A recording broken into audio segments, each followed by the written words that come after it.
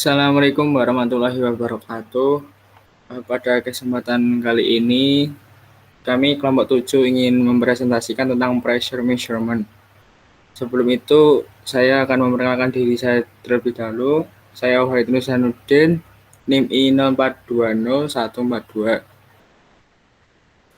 Saya Ardi Sindi Prasojo, NIM I0415018. Saya Nur Muhammad, NIM I0420109. Saya Sigit Rizky Wicaksono, NIM I0420131.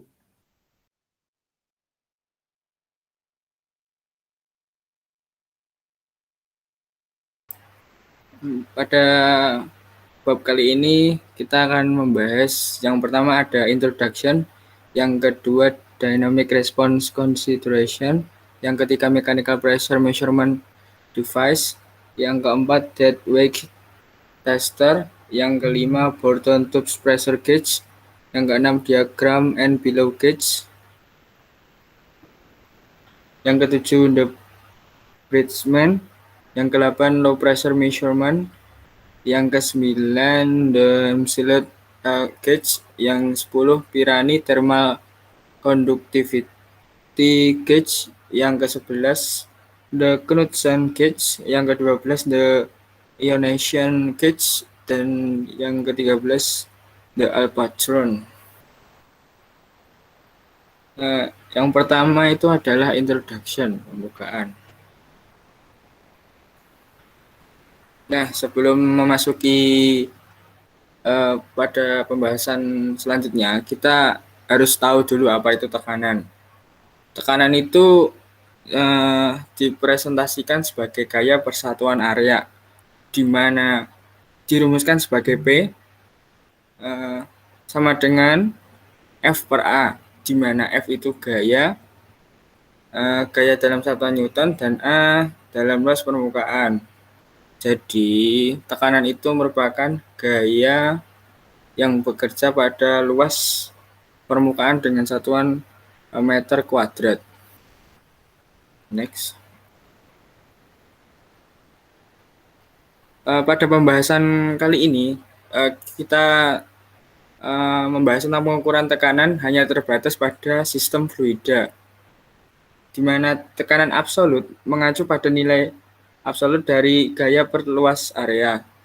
Tekanan gauge mempresentasikan perbedaan antara tekanan absolut dan tekanan atmosfer. Vakum mempresentasikan jumlah tekanan atmosfer yang melebihi tekanan absolut. Ketiga istilah tersebut bisa digambarkan seperti gambar di samping. Dari gambar di sini dapat dilihat bahwa tekanan absolut mungkin tidak negatif dan vakum mungkin tidak lebih besar dari tekanan atmosfer lokal, di mana tekanan fluida lokal dipengaruhi oleh banyak variabel parameter seperti elevasi, kecepatan aliran, densitas fluida, dan suhu. Next. Tekanan fluida adalah hasil dari pertukaran momentum antara molekul fluida dengan tembok. Untuk tekanan gas ideal dapat dirumuskan P sama dengan 1/3 dikalikan N dikalikan M dikalikan V kuadrat RMS, di mana N merupakan densitas molekul atau volume molekul, terus M merupakan massa molekul, V RMS merupakan kecepatan molekul root mean square. PRMS atau kecepatan molekul root mean square dirumuskan akar dari 3 dikalikan K dikalikan T dibagi M, di mana T merupakan suhu absolut dari gas K dan K merupakan konstanta Boltzmann yang bernilai 1,3803 dikalikan 10⁻⁻23 Joule per mol K.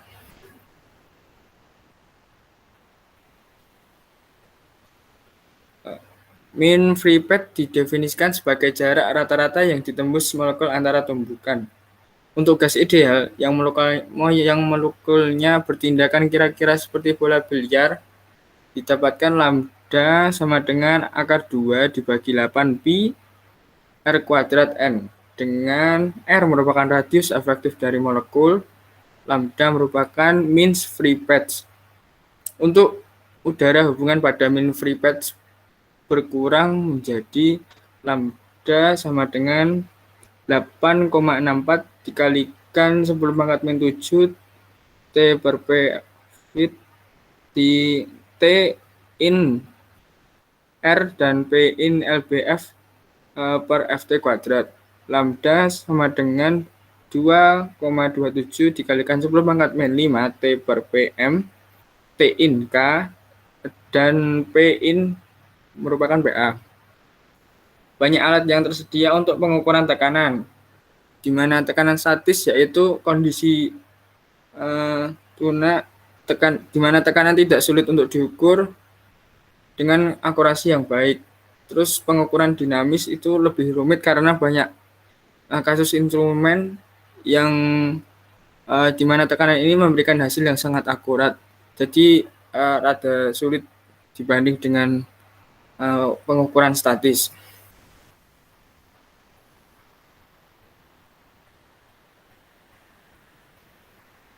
Yang kedua merupakan dynamic response consideration atau perangkat pengukuran tekanan mekanis. Next.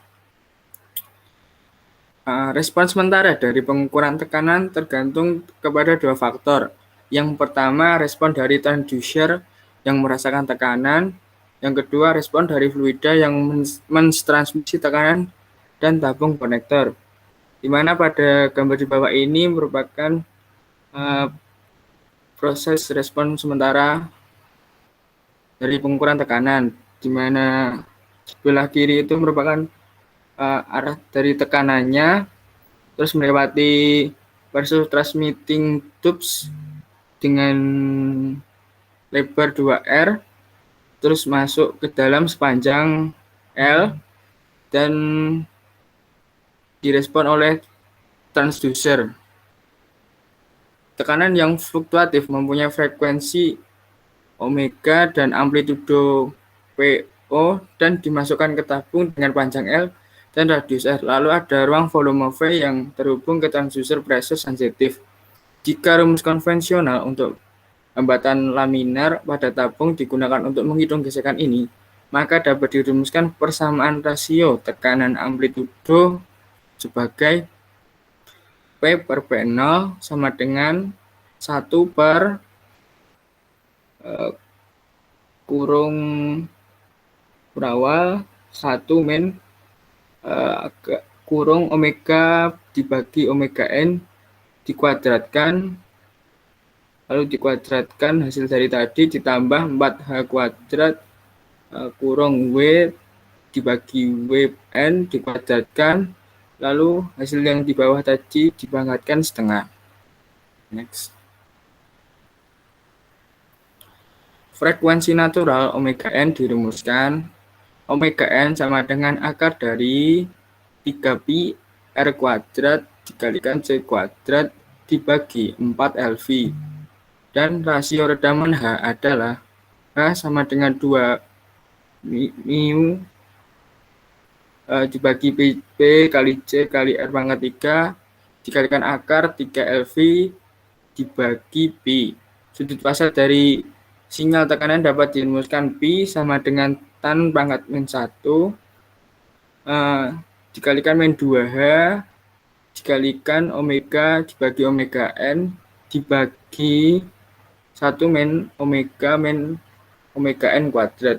Kecepatan suara dari udara dapat dikalkulasikan. C sama dengan 4, 9,1 T pangkat setengah FTS dengan T merupakan D in R.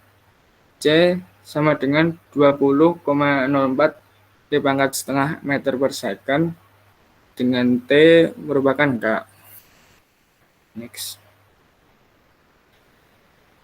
Ketika diameter tabung dimisalkan sangat kecil, dimungkinkan untuk menghasilkan rasio redaman yang besar, sehingga persamaan rasio tekanan amplitudo akan direduksi sebagai berikut. P per P0 sama dengan 1 dibagi 1 plus 4H kuadrat dikalikan W dibagi WN dikuadratkan, terus hasilnya yang bawah dipangkatkan setengah. Jika fluida yang ditransmisikan adalah gas, maka seluruh sistem berlaku sebagai resonator Helmholtz dengan frekuensi resonansi omega n sama dengan pi r kuadrat dikalikan c kuadrat dibagi v dikalikan L ditambah setengah akar dari P kuadrat R kuadrat, terus di hasil semua tadi dipangkatkan setengah. Next. Yang nomor 3 merupakan mechanical pressure measurement device atau perangkat pengukuran tekanan mekanis.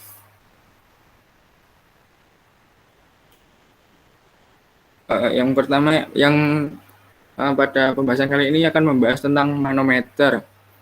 Manometer adalah instrumen presisi yang digunakan untuk mengukur tekanan yang merupakan gaya yang diberikan oleh gas atau cairan persatuan luas permukaan karena efek dari berat gas atau cairan dari gravitasi. Pada gambar di samping ini merupakan gambar dari YouTube's manometer. Next. Yang selanjutnya merupakan di samping ini merupakan gambar dari YouTube's manometer. Didapatkan rumus PA plus G dibagi GC dikalikan H rho M sama dengan P ditambah G per GC dikalikan H rho GF atau P min PA sama dengan G per GC dikalikan H dikalikan PM rho M dikurangi rho F. Sensitivitas dari manometer tabung U adalah H dibagi P min PA sama dengan H dibagi delta P sama dengan 1 dibagi G per GC dikalikan rho M min rho F. Next. Yang selanjutnya merupakan gambar dari well type manometer. Well type manometer berbasis sama seperti manometer tabung U, tetapi konstruksinya berbeda. Didapatkan P min PA sama dengan G per GC dikalikan H dikalikan rho M min rho F. Biasanya manometer ini diisi sampai ke batas tertentu pada kondisi diferensial nol tekanan. Pengukuran lalu berasal dari perpindahan kolom kecil dari level ke 0, di mana perpindahan H aksen dirumuskan H aksen dikalikan A2 sama dengan H min H aksen dikalikan A1.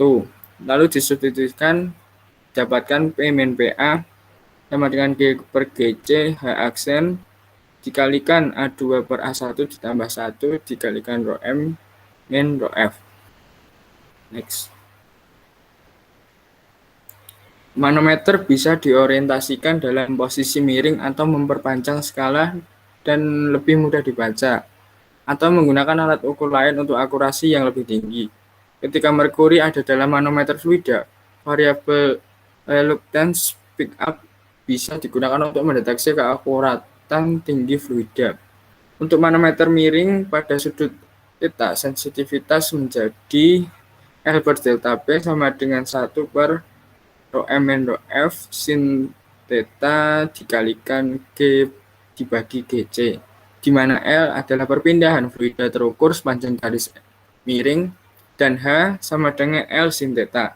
Lalu jika ada dua manometer fluida dengan dua tambungan dengan diameter D dihubungkan dengan tabung O berdiameter kecil D, penampung 1 mengandung fluida dengan densitas rho 1, penumpang mengandung fluida dengan densitas rho 2 memiliki perbedaan temperatur delta P.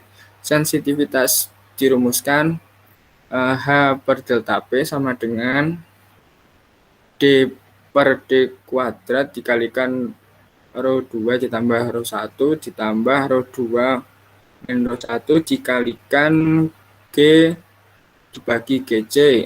Lalu hasilnya dipangkatkan min 1 di mana H sama dengan H initial interface min H final interface.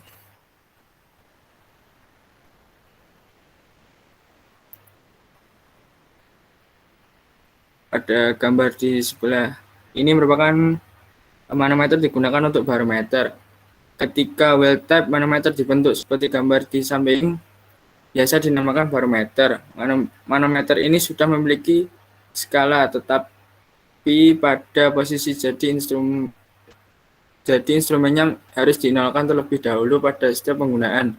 Pengenalan ini dilakukan dengan cara pengaturan posisi dari subgroup yang mengatur level dari wadah pada posisi yang direferensikan. Untuk mendapatkan tekanan absolut, yaitu tekanan absolut sama dengan tekanan gauge ditambah tekanan ATM.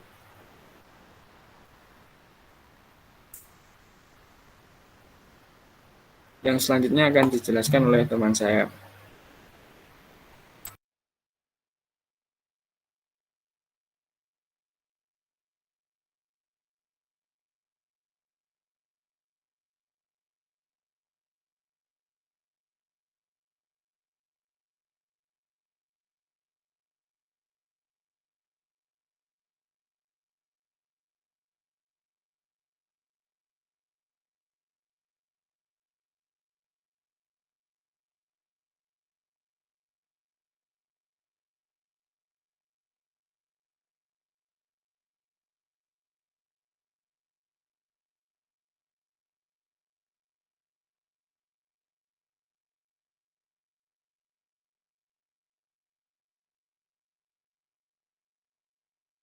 Yang selanjutnya adalah Deadweight tester. Mohon maaf, saya lupa.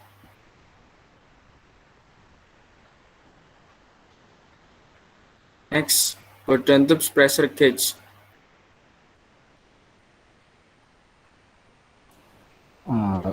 Selanjutnya akan saya jelaskan untuk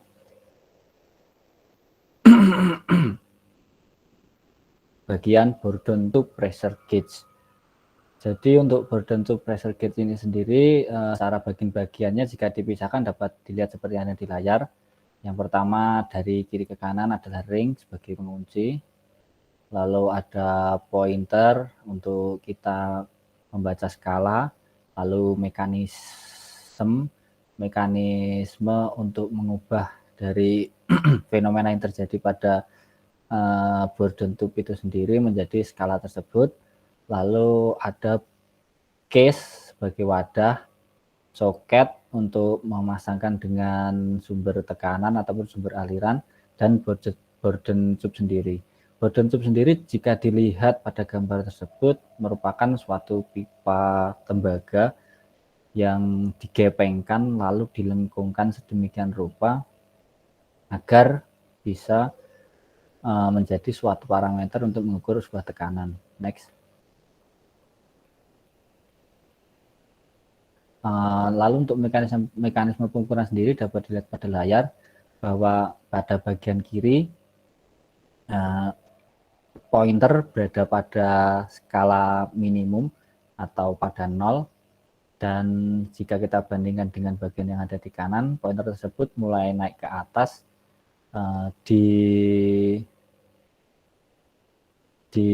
dapat dilihat juga dengan bentuk Bourdon tube yang mulai melengkung ke arah kiri ataupun counterclockwise. Next. Lalu untuk selanjutnya jenis-jenis Bourdon tube sendiri ada beberapa macam. Yang pertama adalah C-type atau bentuk cyanotipe C yang pada bagian kiri. Bourdon tube ini sendiri didesain sangat sederhana, hanya membentuk suatu bentuk seperti tanda tanya yang langsung dihubungkan oleh movement sektor atau yang berwarna hijau itu untuk langsung dapat dihubungkan ke pointer yang langsung bisa dibaca oleh pengamat. Lalu yang kedua adalah bagian kanan atas, itu adalah spiral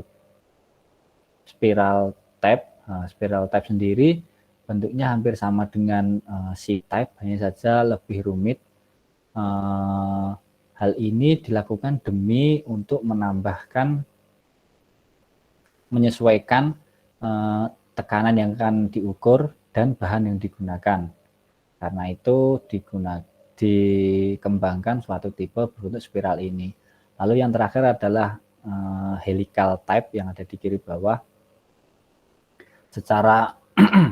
Secara prinsip kerja sebenarnya tidak jauh berbeda dengan spiral type ataupun C-type, tapi mekanismenya di arah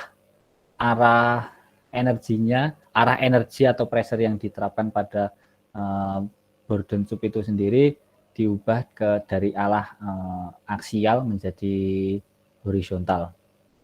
Next. Lalu dapat dilihat sendiri berdasarkan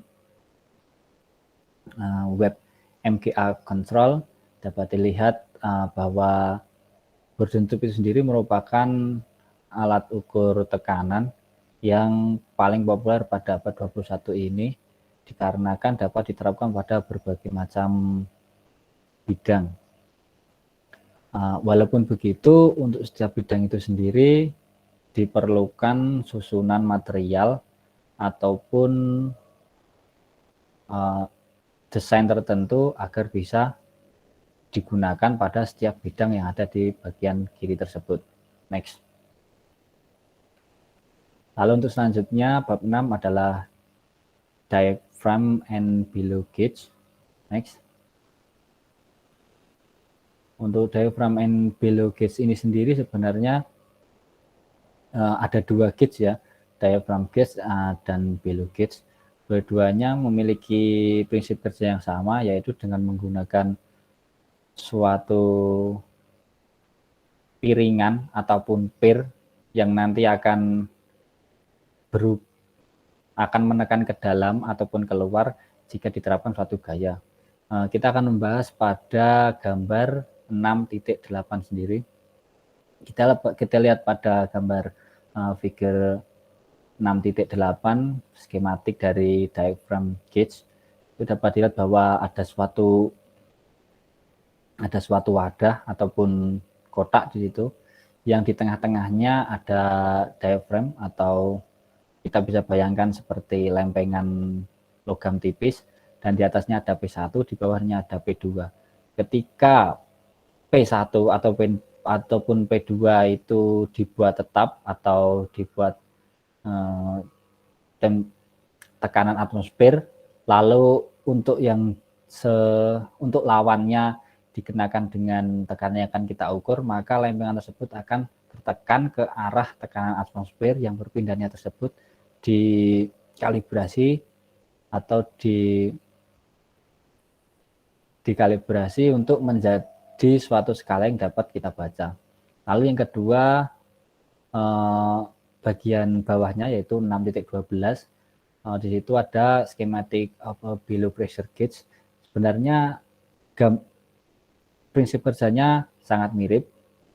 Kita dapat dilihat bahwa ada P1 dan P2. Untuk P2 sendiri adalah tekanan awal ataupun titik referensi yang digunakan untuk mengenalkan alat tersebut. Lalu jika P1 masuk, maka pada below pressure gauge ini kita menggunakan pir, jadi tersebut akan tertekan ke kiri dan displacement atau perpindahannya itu akan digunakan untuk mengukur tekanan yang kita dapat. Sedangkan untuk gambar 6.9 sendiri merupakan jenis gauge di sebelah kiri yang digabungkan dengan sistem kelistrikan. Di sini dapat dilihat bahwa sebenarnya prinsip kerjanya sama, hanya saja ditambahi dengan sensor listrik. Kenapa tersebut dapat dilakukan? Karena apabila suatu logam itu jika semuanya plat tersebut disusun oleh dua jenis logam, lalu karena tekanan logamnya akan melengkung ke arah yang satu, resisten elektrik dari lempengan logam tersebut akan berubah dan skalanya dapat diterjemahkan menjadi skala yang kita baca seperti cara kerja termokouple dan sebagainya. Next. Nah, lalu di sini dapat dilihat cara kerja mekanisme dari bellow gauge, yaitu seperti di sebelah kiri saat skala itu menunjukkan titik tertinggi. Saat skala tersebut menunjukkan titik tertinggi, gauge tersebut akan tertekan maksimum ke atas. Jadi yang berwarna coklat tersebut adalah tekanan yang akan kita ukur, lalu yang berada di atas jarum itu adalah titik referensi atau titik nol. Bisa dilihat lebih jelas pada sebelah kiri, pada sebelah kanan. Di situ pada skala 0 yang menunjukkan 0 dapat dilihat bahwa pair-nya maksimum, sedangkan untuk tekanannya minimum. Next. Lalu di sini ada beberapa jenis dari bellow gauge, yang macam-macam jenis bellow gauge yang ada. Yang di bagian kiri atas adalah relative pressure sensor. Apa yang dimaksud dengan relative pressure sensor itu sendiri? Relative pressure sensor itu kita menggunakan acuan dengan titik 0 tekanan yang kita tetapkan untuk mengenolkan alat tersebut. Jadi kita dapat lihat pada gambar bahwa hanya ada satu mekanisme yang sebenarnya ada dua mekanisme. Mekanisme yang pertama adalah pair bagian atas yang dilekatkan pada kotak ataupun dinding, dan pair bagian bawah ataupun bukan bagian bawah yang nanti akan kontak dengan tekanan. Dapat dilihat bahwa bagian bawah alat tersebut dapat bergerak ke atas dan ke bawah, sedangkan bagian atas alat tersebut tidak dapat bergerak. Karena itu dinamakan relative pressure sensor, karena hanya dapat mengukur tekanan relatif. Lalu di bagian kanan atas dapat dilihat bahwa ada absolute pressure sensor. Pada mekanisme absolute pressure sensor ini sendiri terdapat dua buah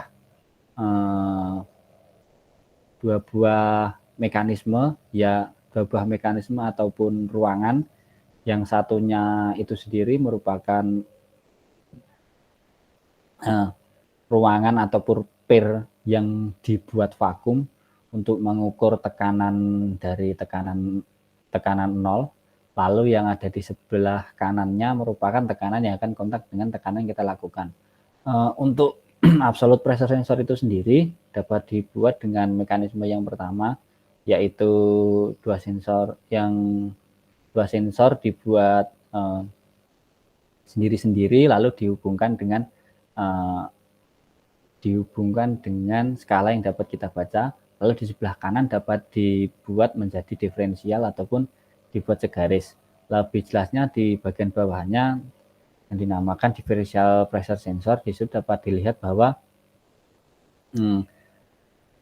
bedanya dengan yang di tengah bawah dan kanan atas bagian kanan itu adalah bagian kanan dari alat tersebut, yang di atas itu adalah dinding. Jadi referensinya adalah tekanan vakum. Sedangkan yang di bawah tersebut bagian kanan ataupun kirinya ada celah, yang maksudnya dapat mengukur perbedaan dua tekanan yang dapat disesuaikan. Sebagai contoh, kita akan mengukur tekanan dua buah pipa secara bersamaan, kita dapat menggunakan differential pressure ini.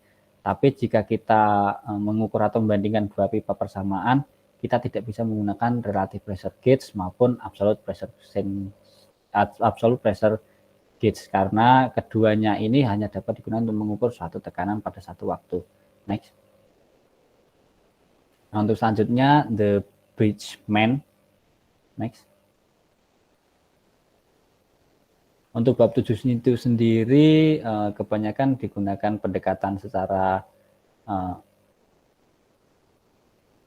rumus ataupun secara numerikal. Jadi dapat dilihat pada buku, tapi secara ringkas dapat kita ketahui bahwa bagian kanan atas sudah dijelaskan ketika sebuah kawat dikenai tekanan dari semua sisi, hambatan listriknya akan berubah. Prinsip tersebut biasanya digunakan pada sensor-sensor listrik atau elektrikal pada zaman sekarang, dan itu juga diterapkan pada Bridgman gauge itu sendiri langsung tanpa memerlukan suatu mekanisme lain seperti pada diaphragm gauge dan below gauge, karena pada diaphragm gauge itu kita menggunakan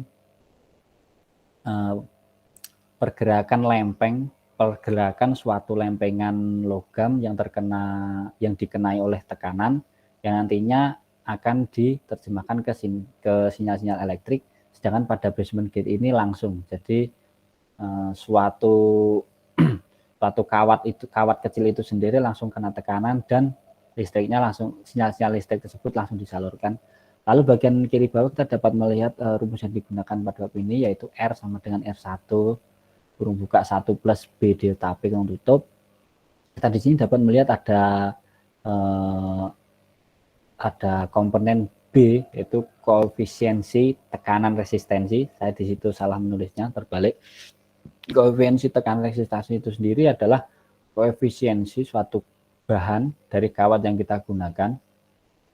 Jadi jika kita ingin mengukur suatu tekanan dari suatu range ke range tertentu, contohnya dari 1 bar ke 2 bar, lalu dari 1 bar ke 1000 bar, itu tergantung dari koefisien resistensi pengukuran tersebut.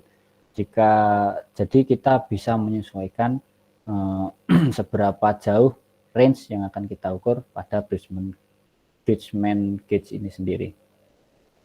Selanjutnya akan dijelaskan oleh rekan saya. Next.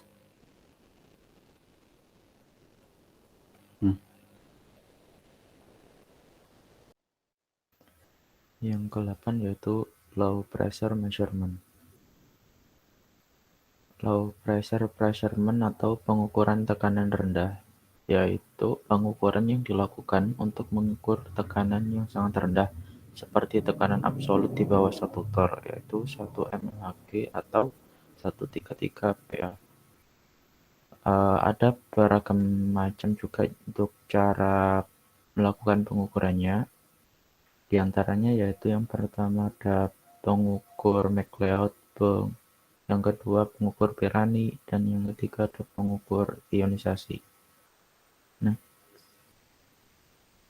bab selanjutnya yaitu the McLeod gauge. The McLeod gauge atau pengukur McLeod adalah sebuah manometer merkuri yang dimodifikasi. Jadi alat ini itu mempunyai 2 kaki, di mana kaki yang satu itu terdapat suatu volume yang ukurannya jauh lebih besar daripada pipa satunya. Nah, dan pada ujung pipa yang volumenya lebih besar tersebut itu tertutup. Alat ini mempunyai torak yang digunakan untuk mengatur tinggi cairan dalam pipa. Untuk cara kerjanya sendiri yaitu reservoir bergerak diturunkan sampai volume merkuri turun di bawah permukaan O. Volume B dan kapiler C kemudian berada pada tekanan yang sama dengan sumber vakum P. Reservoir kemudian dinaikkan sampai air raksa memenuhi bola lampu atau volume B tadi dan naik di kapiler ke titik di mana level di kapiler referensi berada di titik 0.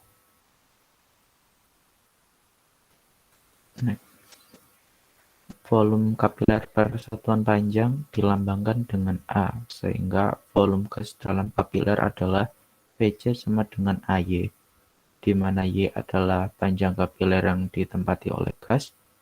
Untuk kemudian volume kapiler, boom, dan tabung ke permukaan sebagai Vp. Jadi kita mengasumsikan kompresi isotermal gas dalam kapiler, maka didapatkan Pc itu sama dengan Pp per Vc, atau Pc min P sama dengan Y. sehingga diperoleh tekanan dalam hal ketinggian kolom merkuri dengan menggabungkan persamaan 1 hingga 3 sehingga didapatkan P itu sama dengan AY kuadrat per VB min AY sama dengan Y VC per VB min VA. Untuk kebanyakan kasus AY itu lebih kecil daripada VB, maka P itu sama dengan AY kuadrat per VB. Next, yang ke-10 yaitu ada Pirani Thermal Conductivity Gauge.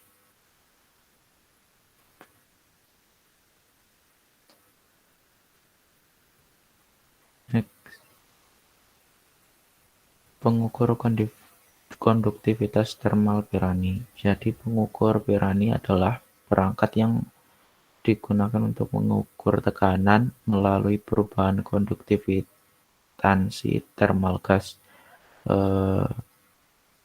Jadi untuk cara kerjanya sendiri yaitu filamen yang dipanaskan dengan listrik itu ditempatkan di dalam ruang vakum. Kehilangan panas dari filamen ini tergantung pada konduktivitas thermal gas dan suhu filamen, yang artinya itu semakin rendah tekanan, semakin rendah konduktivitas thermal, dan akibatnya itu semakin tinggi suhu filamen untuk input energi listrik yang diberikan. Untuk suhu filamen sendiri dapat diukur dengan termokopel. Pengukuran resistansi dapat dilakukan dengan rangkaian jembatan yang sesuai. Dalam prakteknya, dua pengukur dihubungkan secara seri untuk mengkompensasi kemungkinan variasi dalam kondisi sekitar. Pengukur dievakuasi, dan baik pengukur itu maupun pengukur yang disegel karena kondisi lingkungan yang sama. Rangkaian jembatan kemudian disesuaikan melalui resistansi R2 untuk menghasilkan kondisi 0.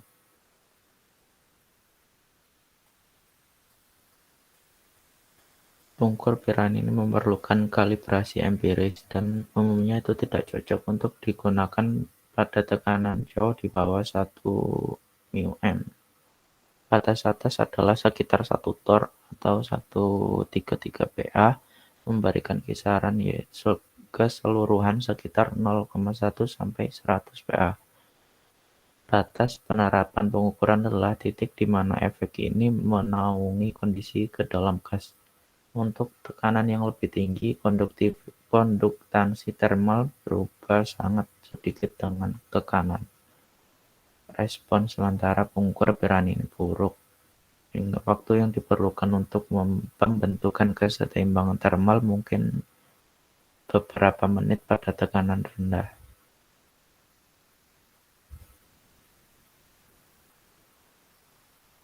Untuk selanjutnya akan dijelaskan oleh rekan saya. Baik, untuk selanjutnya yaitu subbab yang ke-11 yaitu the Knudsen gauge. Di sini ada gambar 6.18 yaitu skema dari Knudsen gauge.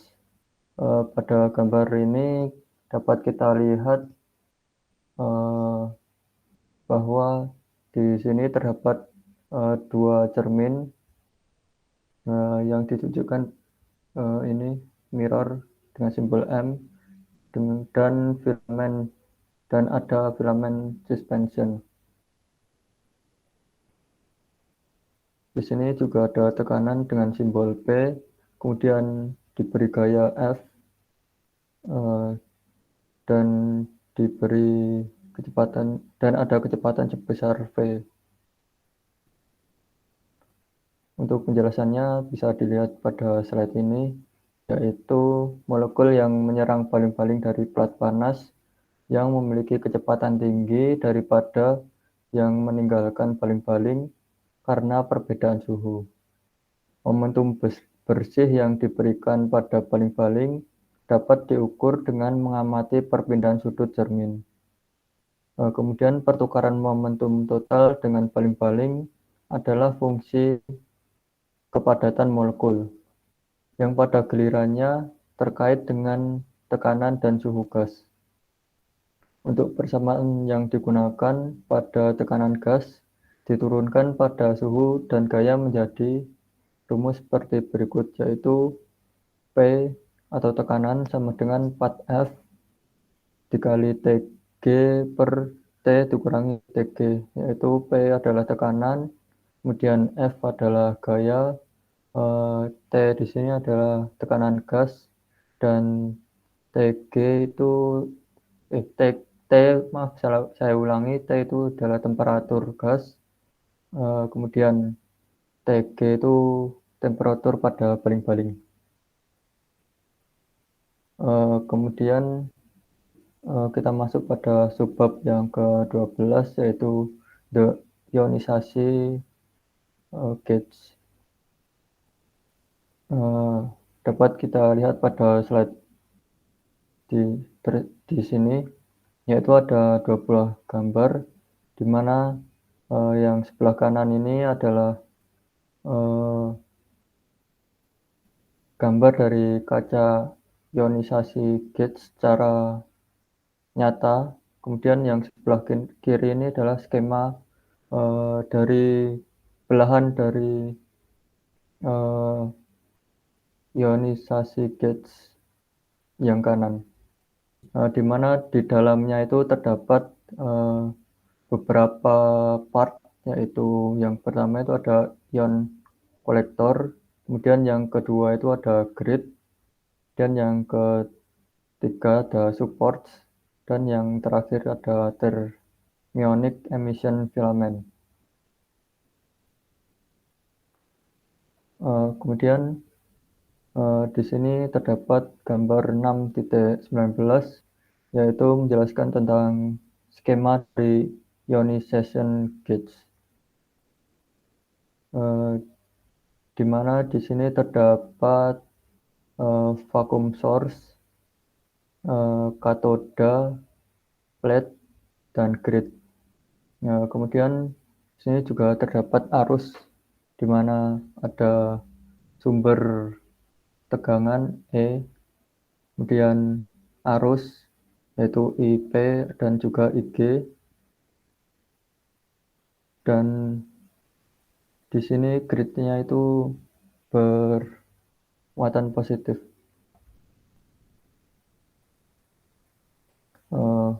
Di sini terdapat penjelasan dari gambar yang sebelumnya, di mana katoda yang dipanaskan akan memancarkan elektron yang dipercepat oleh grid bermuatan positif. Elektron yang bergerak menuju grid akan menghasilkan ionisasi molekul gas melalui tumbukan antar ion. Kemudian plat yang dipertahankan sebagai potensi negatif dan ion negatif akan dikumpulkan di sana menghasilkan IP. Kemudian elektron dan ion negatif dikumpulkan oleh grid menghasilkan arus grid, yaitu IG.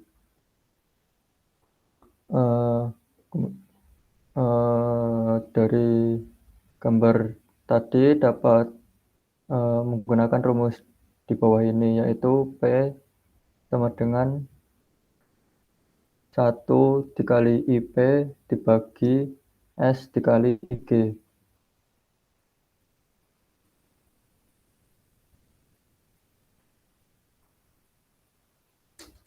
Kemudian untuk subbab yang ke-13, yaitu the alpatron.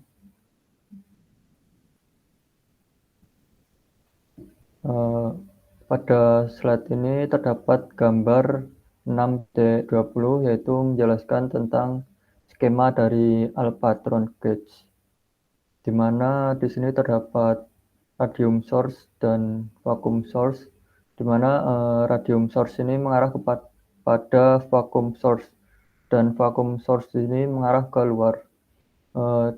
Dan di tengah-tengah skema ini terdapat ion kolektor, dan sebelah kanan dari skema ini terdapat tegangan yang disimbolkan dengan E yang mengarah ke kanan. Kemudian ada R yaitu hambatan dan ada E0.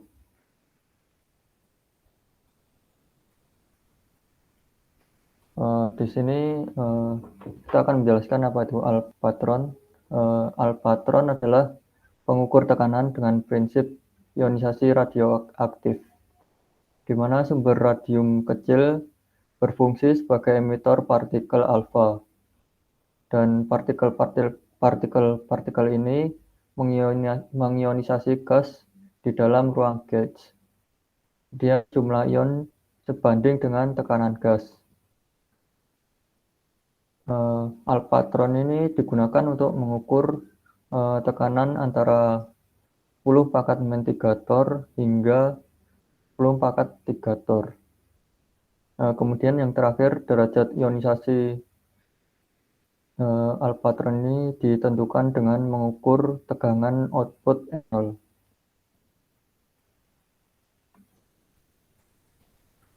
Untuk karakteristik output yang dihasilkan berbeda untuk setiap jenis gas yang digunakan. Pada tekanan yang sangat rendah, jalur bebas rata-rata menjadi begitu besar, sehingga sangat kecil tabrakan yang mungkin terjadi, sehingga tingkat ionisasi sangat kecil. Kemudian alpatron juga memiliki kelebihan yang dapat digunakan pada tekanan atmosfer serta vakum tinggi dan tidak ada filamen yang dipanaskan. Akibatnya tidak ada masalah terbakarnya filamen secara tidak sengaja karena paparan yang tidak disengaja dari pengukur ke tekanan tinggi, yaitu di atas 10⁻⁻1 torr atau bisa diubah ke Pascal yaitu 13 Pascal. Itu tadi presentasi dari kelompok 7 kelas D. Terima kasih atas perhatiannya. Wassalamualaikum warahmatullahi wabarakatuh.